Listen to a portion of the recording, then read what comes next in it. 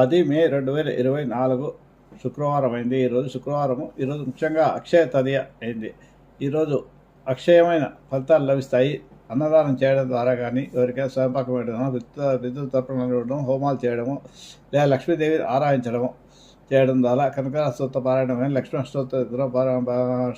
అష్టోత్తరం స్తోత్రాన్ని పారాయణ చేయడం కానీ చేసుకోవడం వల్ల అధిక శుభఫలితాలు లభిస్తాయి. ముఖ్యంగా ఎవరు ఏం చేయలేకపోయిన పరిస్థితుల్లో కూడా కనీసం ఓ మహాదేవైచ విష్ణుపతిచ దివి తన్నో లక్ష్మి ప్రచోదయాత్ అనే స్తోత్రాన్ని అనే లక్ష్మీ గాయత్రి 108 సార్లు జపం చేసుకోండి. ఉదయం సాయంత్రం చేసుకుంటే కూడా మంచి లక్ష్మీదేవి అనుగ్రహాలు వస్తుంది. ఈరోజు శుక్రవారం కాబట్టి హిమకుంత మనాలాభం దైత్యానం పరమం గురుం సహస్ర ప్రోక్తానం భారతం ప్రవణ స్తోత్రాన్ని జపం చేసుకున్నాం. అలాగే రోహిణి నక్షత్రం కాబట్టి దశంక తుషారామ క్షీరోధారణ సంభవం నమాం శ్రేష్టం సోమం సోమవారం వెంకట భూషణం అనే స్తోత్రాన్ని 27 సార్లు జపం చేసుకోవడం ద్వారా చంద్రగ్రహ దోషాలు కూడా తొలుగుతాయి.